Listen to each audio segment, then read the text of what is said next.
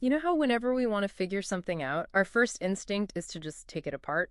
Like, think of a car engine. Right, you pull out the spark plugs and the belts. Exactly, and you isolate the pistons and think, okay, great, now I know how a car works. But, I mean, a pile of perfect engine parts sitting on your garage floor isn't really going to drive you anywhere. Yeah, nowhere fast. Right. And the 20th century was completely obsessed with this sort of deconstruction, just breaking human knowledge down into these tiny, isolated fragments. Which actually brings us right into today's deep dive. We are looking at a brand new 2026 book. It's called The Pramod Effect, Chetana Shakti, The Monified Truth. By Dr. Pramod Ambadasrao Pawar. Yes, exactly. And our mission today is to unpack what he calls his trans-deconstructive theory on monism. Which sounds like a mouthful, I know. It really does. But basically, we're moving past tearing things apart. That is the trans-deconstructive part. And realizing that science, philosophy, and education are actually just one unified system. Yeah, and to grasp why breaking things apart is such a trap, the book opens with this really vivid parable about a Himalayan rishi. Okay, set the scene for us. So this ascetic wanted to reach absolute pure intellect, which he called Chetana, or consciousness. And to get there, he completely rejected Shakti, which is dynamic energy or power. Right, so he figured energy was just this physical distraction from his pure thoughts. Exactly. But by rejecting the power source, he essentially killed the machine. It's like having this brilliantly coded software program for consciousness, but you refuse to plug the laptop into the wall. You just end up with a dead skeleton laptop. That is a perfect analogy because in the parable, the rishi literally becomes a paralyzed skeleton. His flesh just evaporates. Oh, wow. Okay. That's a pretty vivid image. It is, and Dr. Poor actually expresses this failure with a mathematical equation, which is c to the power of 1 minus or plus s to the power of negative 1 is equivalent to 0. Wait, so the math is like a metaphor. Yeah, it shows that consciousness and energy are totally reciprocal. If you try to pull them apart, the entire system just zeroes out into nothingness. They have to be a single pulse. Okay, so if the illusion of separation creates a dead system in our minds, I am really curious how this unifies the actual physical world. Does this change how we view basic physical movement?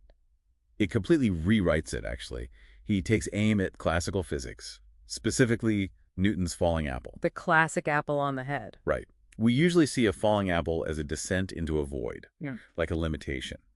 But Pawar argues that motion isn't a fall at all. What is it then? It's a continuous transformation within this energetic field he calls omnipresence. Because energy is never lost. Right. So the apple doesn't truly descend, it just participates in an interconnected cosmic loop.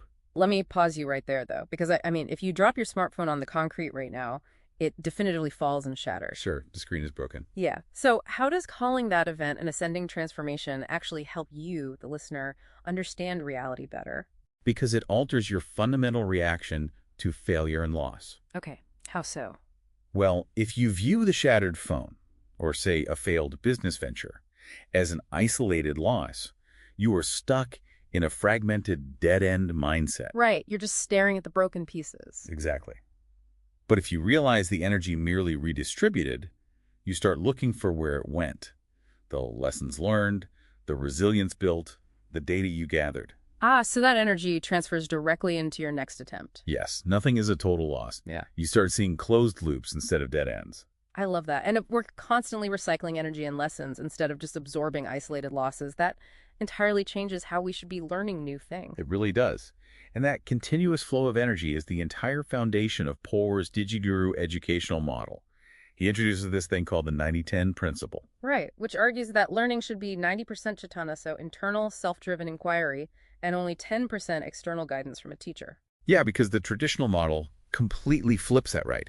It has the teacher doing all the work while the student just passively receives these fragmented facts. Which we know doesn't really work. No, it doesn't. So Pawar replaces that with the GASR 4.0 framework.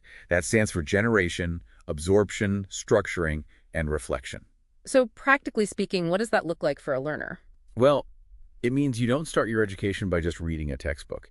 You start by generating a problem you actually want to solve. Okay, and then? Then you absorb only the data you need to solve it, structure your own mental model, and reflect on the real-world outcome. So a teacher isn't like a treadmill that does the moving for you. A teacher is just a compass.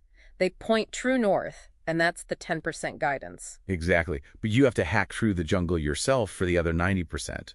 You have to generate the momentum. That makes a lot of sense. And, when you synthesize all this, the Rishi's pulse, the continuous energy of the apple, the self-driven learning, it all culminates in Pawar's law of anti-alienation.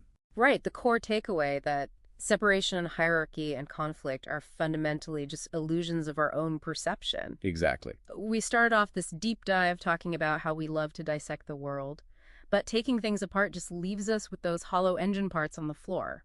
Yeah, true understanding is recognizing the continuous pulse that connects absolutely everything. Right. We are participants in the whole, not observers of the fragments. I think that is a perfect place to land. So what does this all mean for you right now? It's a big question. It is.